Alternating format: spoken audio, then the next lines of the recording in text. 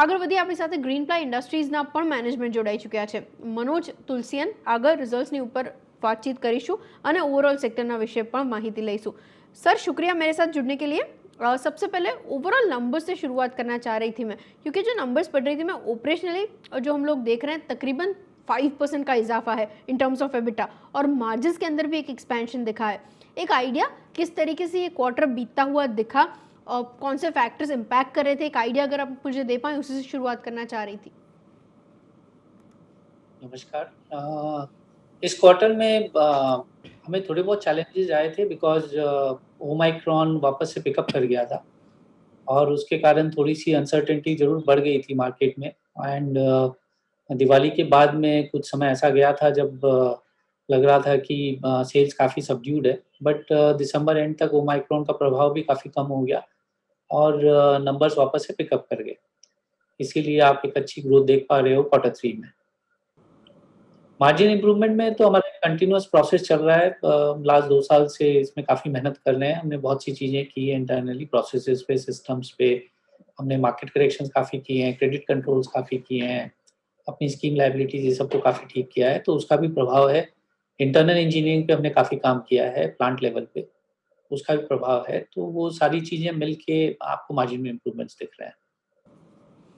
Okay, agreed. और in terms of revenue यहाँ पे किस तरीके से आप मूवमेंट देख रहे हैं आगे, साथ ही वॉल्यूम्स कैसे थे इस क्वार्टर के दौरान, रियलाइजेशंस में क्या फ़र्क आया था, पिछले साल के मुकाबले कंपैरेटिव एक एनालिसिस किस तरीके से वर्कआउट हो रहा था?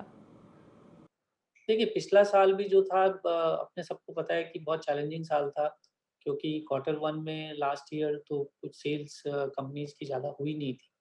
तो कई बार पिछले साल से इस साल को कंपैरिज़न करते हैं तो बहुत से नंबर्स भी डिस्टॉर्टेड दिखते हैं. इस साल भी क्वार्टर 1 में मई महीना जो था वो काफ़ी ख़राब था, क्योंकि उस समय सेकंड फ़ेज़ आ गया था. उसका प्रभाव जून में भी था कुछ समय तक.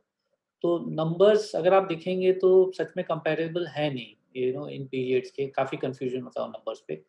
लेकिन अगर आप क्वार्टर 3 पे देखोगे तो हम लास्ट ईयर के क्वार्टर 3 के बनिस्पत इस साल हम करीब-करीब 20% पे ग्रो किए हैं. एंड गोइंग फॉरवर्ड भी बिल्डिंग मटेरियल सेगमेंट में अच्छा ट्रैक्शन दिख रहा है.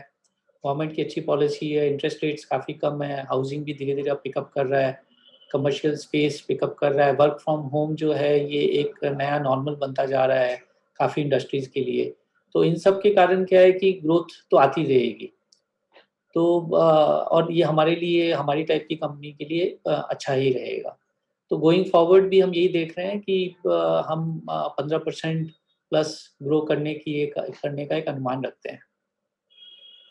Okay, agreed. और in terms of capacities at what levels हम लोग अभी काम कर रहे हैं, यूटिलाइजेशन लेवल्स क्या है, एक आइडिया अगर आप मुझे इसके ऊपर दे पाएँ तो? देखिए, हमारा जो बिज़नेस मॉडल है उसमें हमारी ओन मैन्युफैक्चरिंग है, हमारी मैन्युफैक्चरिंग पार्टनर्स हैं जिनके थ्रू हम मैन्युफैक्चर करते हैं और हमारा एक ट्रेडिंग मॉडल है.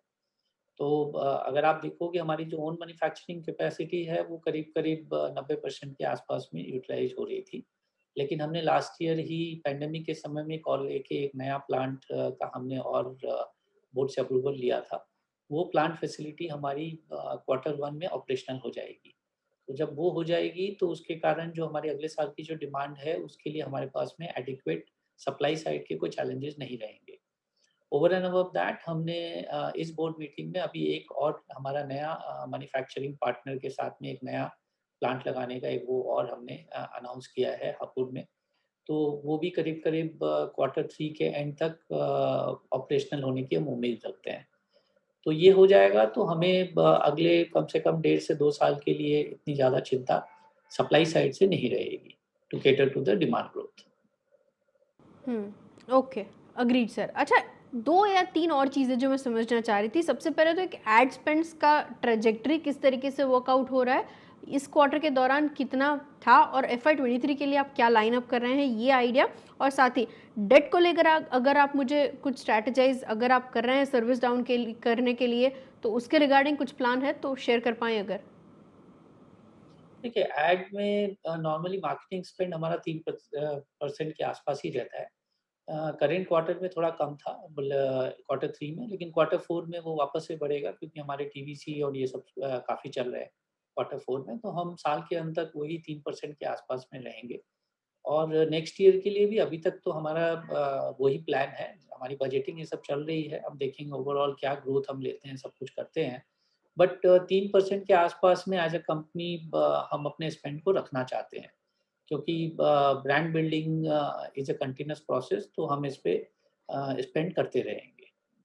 और जहाँ तक डेट की बात है, तो कंपनी लास्ट ईयर एक नेट डेट में कैश ब्रेक इवन पे पहुँच गई थी। लेकिन उसके बाद हमने 2 नए जो इन्वेस्टमेंट्स अनाउंस कर दिए, एक सैंडीला में प्लाईवुड का प्लांट जो मैंने बताया, और एक हमारा जो नया एमडीएफ का प्लांट है अंडर कंस्ट्रक्शन। तो इन दोनों में मिला के हमें करीब-करीब 170 से 180 करोड़ की कैपिटल की ज़रूरत होगी। तो ये कैपिटल पूरा मेरे जो कैश बैलेंस था उसमें से फंड हो जाएगा। तो अगर आप डेट देखोगे तो अगले 1 से 2 साल के लिए मेरा डेट ऊपर की तरफ ही जाएगा। लेकिन मेरी डेट इक्विटी फिर भी 1:1 के नीचे रहेगी। तो उसको ध्यान रखते हुए हम ये पूरी ग्रोथ को प्लान कर रहे हैं। Agreed sir. ऊपर जाएगा मतलब कितना ऊपर जाएगा? आपने कुछ वर्कआउट किया है बैक ऑफ द एनवेलप?